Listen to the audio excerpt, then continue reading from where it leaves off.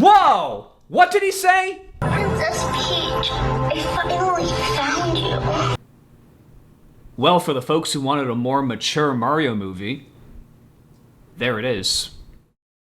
With the release of the Super Mario Galaxy movie this month, viewers were treated to another frenetic display of action and noise, and social media discourse was once again subjected to the most annoying running debate in the history of cinema. How good did this video game movie have to be? It's a line familiar to terminally online moviegoers like myself, especially those invested in video game adaptations. Similar talks erupted when Five Nights at Freddy's 2 released in December of 2025. Although reception to the first movie was mixed, criticism of the sequel was much more unified. Even people who excused or enjoyed it agreed that FNAF 2's story and writing and fan service had taken a bafflingly wrong turn. It is hilarious watching these movies evolve in real time based on fan feedback. FNAF 1 had 3 credited screenwriters, including Scott Cawthon, and after critiques of that movie feeling bogged down and dissimilar from the games, Cawthon was brought on as FNAF 2's sole screenwriter, only for the true cheesiness of his writing to be put on display. Rank, plasticky, and full of holes.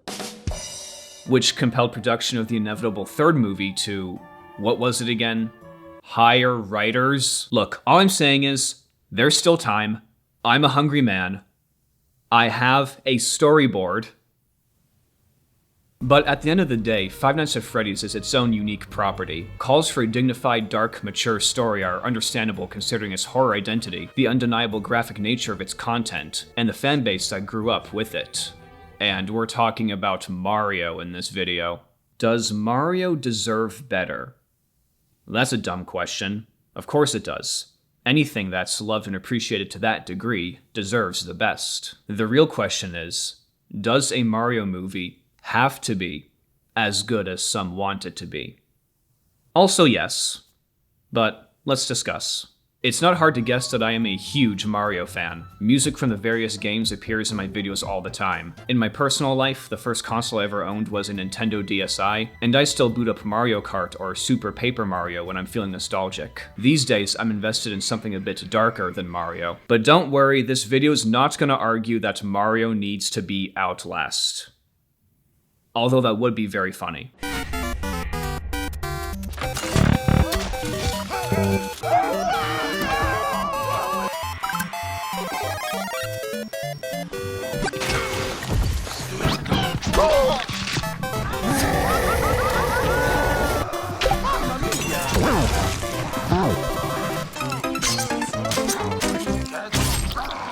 On a related note, unlike Five Nights at Freddy's, the Super Mario series isn't exactly known for its high-stakes, dark tone, or complex stories. Many of the games don't even really have a story. At their core, they're the archetypal hero rescues princess from dragon trope. There are some exceptions, like the aforementioned Super Paper Mario and Alpha Dream's Mario and Luigi series, but they still maintain very simple characters, a saccharine tone, and epitomize the word accessible. And this is something that fans of Illumination Super Mario movies are keen to point out.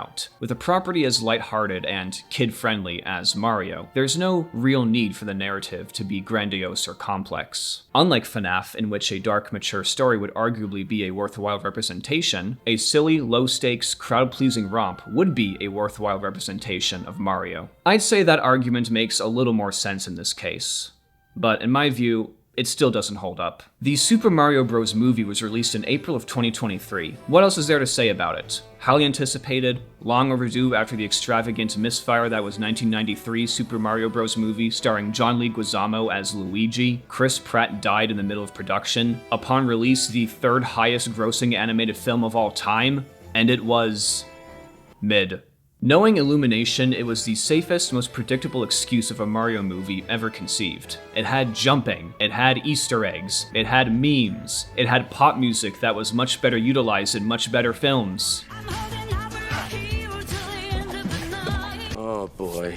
I enjoyed it like I enjoy a slice of cake. Small, sugary, okay for a one-time after-dinner treat, but ultimately unfulfilling, and you should not make a diet out of it. The Galaxy movie was a huge slice of cake. The same experience as before, but with more empty calories, leaving you with a stomachache and a heightened risk of diabetes. The only things improved from its predecessor were the visuals, even though on occasion they reminded me of Willy's Chocolate Experience, and the music, which once again deftly mixes old and new themes with an intelligent flair. Composer Brian Tyler apparently wrote most of the music from a hospital bed. If anyone's the GOAT of this movie, it's him. That's it.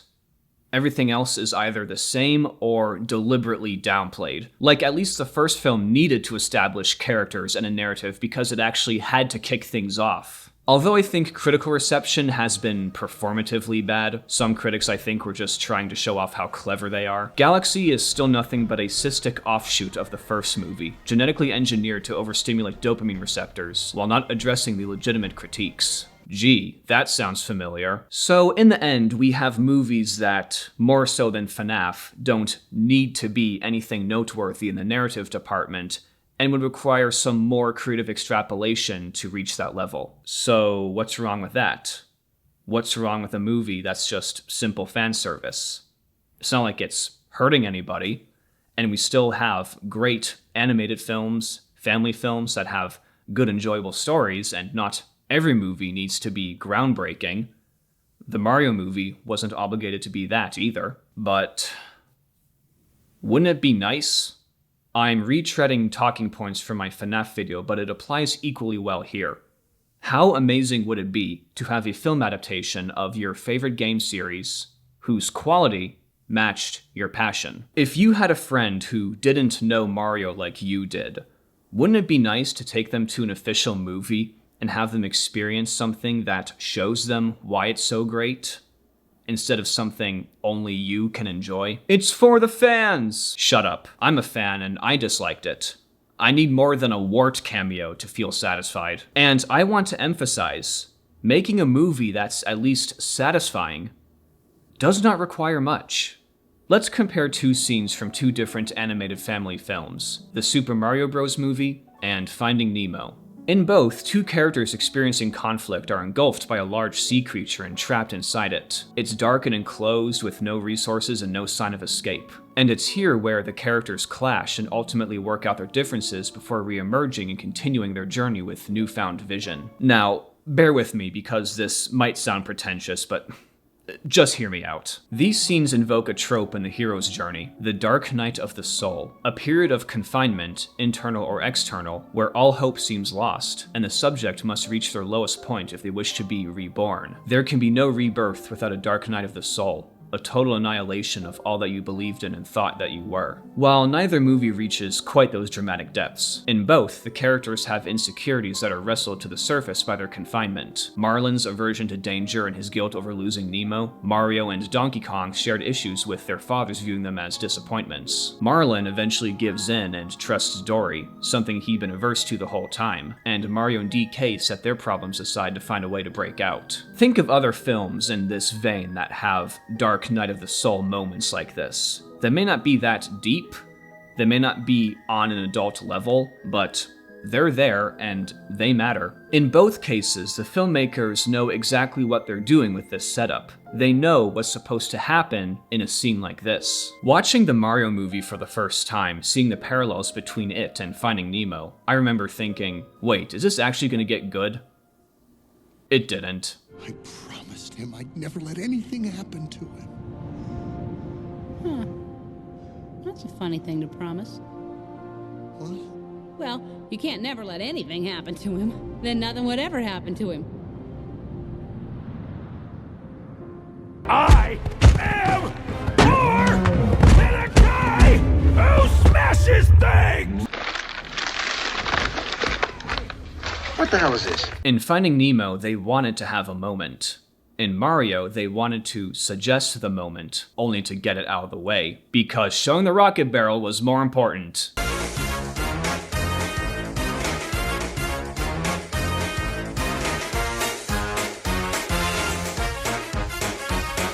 Oh, not every movie's gotta be Shawshank Redemption or Ben-Hur. No one's asking for Shawshank Redemption or Ben-Hur or The Godfather.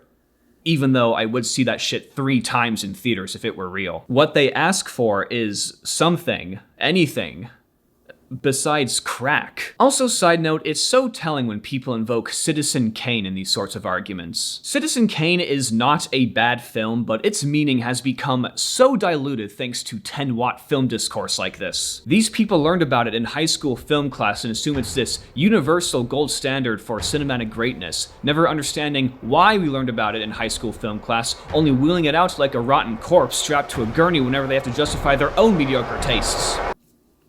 Sorry. Is his sled. It was his sled from when he was a kid.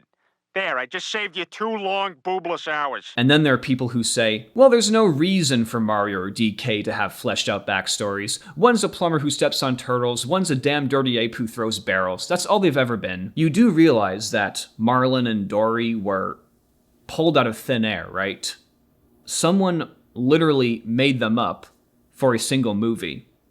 And a pointless sequel, but that doesn't count. At one point, there is even less to Marlin and Dory than there is to Mario and Donkey Kong. They were cut out of whole cloth and imbibed with backstory. Meanwhile, with Mario, you have designs, some semblance of personalities, even the foundations of characters and relationships and themes. There's a whole-ass game called Brothership, and that's without even bringing up the fandom interpretations of this universe. Half the work's done for you.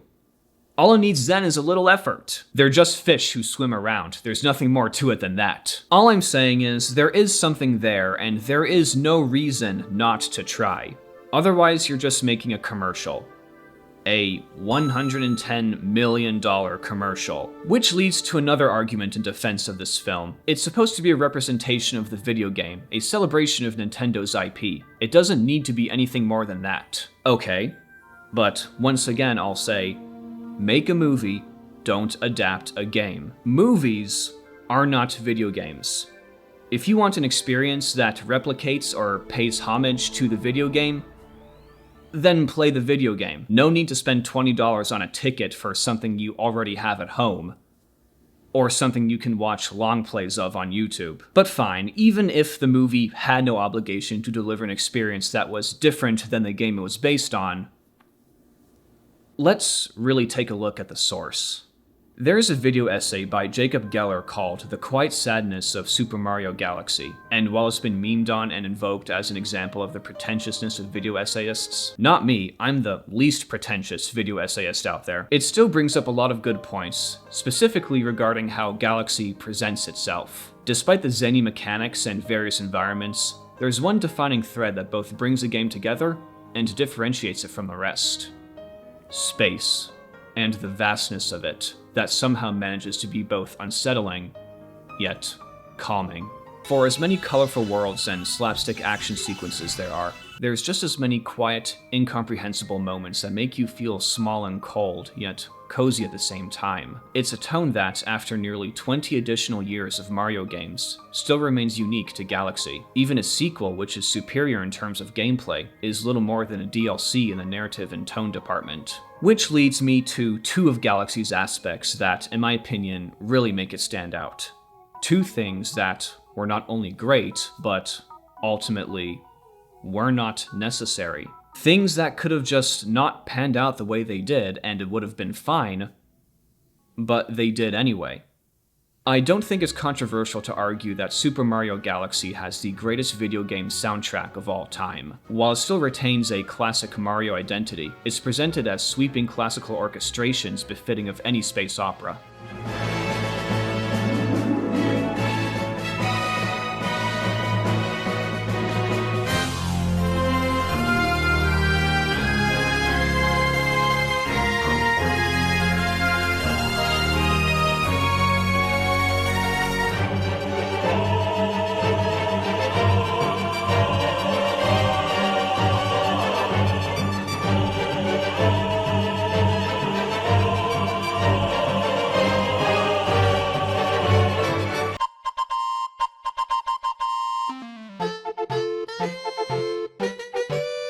When composer Mahito Yokota first showed a proof of concept to sound supervisor Koji Kondo, consisting of tropical Latin American-inspired sounds familiar to Mario games, Kondo rejected it, claiming, "If somewhere in your mind you have an image that Mario is cute, please get rid of it." Kondo's instinct proved correct, as the Strauss, Holst, Wagner-inspired pieces and melancholy chamber compositions complemented the aforementioned sense of cosmic unreachability, and it's one of many reasons that Galaxy stands out from the rest, even years after the fact. The game could have settled with the bouncy, dated sound of entries past, and it still would have been fantastic.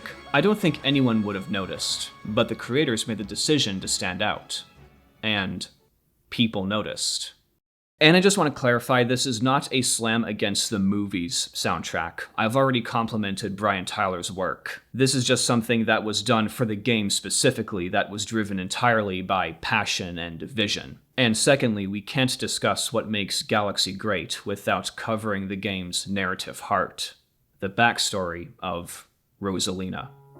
Enough has been said about this simple yet touching little storybook, explaining how young Rosalina became the Luma's caretaker and eventually Queen of the Cosmos, so I won't waste time dissecting or summarizing it. But what's important for this discussion is that it, too, was an extraneous choice. The game would truly be no different without the storybook sequences. Hell, you don't even have to read the damn thing. And no one even knew that the storybook was being worked on in secret, after hours, by the game's director, Yoshiaki Koizumi, in spite of producer Shigeru Miyamoto's stigma against explicit narrative elements in Mario games. But Koizumi felt strongly about Rosalina's backstory, feeling it filled the gaps of her role in the greater Mario universe, and added gravity to the central conflict. Ultimately, Miyamoto agreed and approved of its incorporation into the game. And with the extraneous addition of this simple storybook and its painterly illustrations, and its somber lullaby of a soundtrack, the darkened observatory, Rosalina's pensive disposition, and the childlike innocence of the Lumas suddenly became all the more meaningful.